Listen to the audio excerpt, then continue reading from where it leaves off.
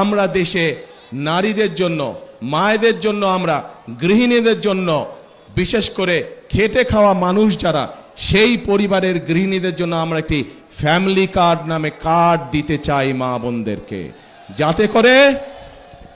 যাতে করে এই ফ্যামিলি কার্ডের সুবিধা প্রত্যেকটি মানুষের, প্রত্যেকটি পরিবারের কাছে, অল্প হলেও প্রত্যেকটি পরিবারের কাছে পৌঁছতে পারে, এবং যাতে করে তারা প্রতি মাসে কিছুটা হলেও স্বাচ্ছন্দ্যে কয়েকটি দিন অতিবাহিত করতে পারেন, একটু হলেও যাতে করে তাদের সহযোগিতা হয়।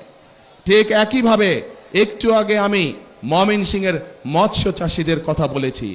একইভাবে শুধু মৎস্য চাষি নয়, মৎস্য চাষির বাইরেও যারা ক্ষেত খামারে চাষবাস করেন, জমিতে চাষবাস করেন, এইরকম কৃষক ভাইদেরও পাশে আমরা দাঁড়াতে চাই, এবং সেজন্যই আমরা কৃষক ভাইদের জন্য কৃষক কার্ড দেবার পরিকল্পনা করছি। কৃষক কার্ড কথাটি শুনেছেন আপনারা আগে? গুড।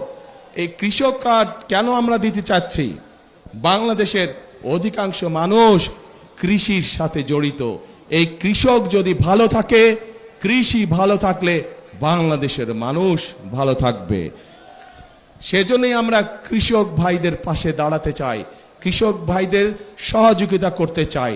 এই কৃষক কার্ডের মাধ্যমে আমরা কৃষক ভাইদের কাছে সার, তার প্রয়োজনীয় অন্তত একটি ফসলের, সমগ্রভাবে একটি ফসলের বীজ, কীটনাশক, সার আমরা পৌঁছতে চাই কৃষক ভাইদের কাছে সরাসরি, যাতে করে সেটি তাদেরকে সহযোগিতা করে ধীরে ধীরে অর্থনৈতিকভাবে মজবুত হওয়ার জন্য দৃঢ় ভিত্তির উপরে, যাতে করে তারা দাঁড়াতে পারে।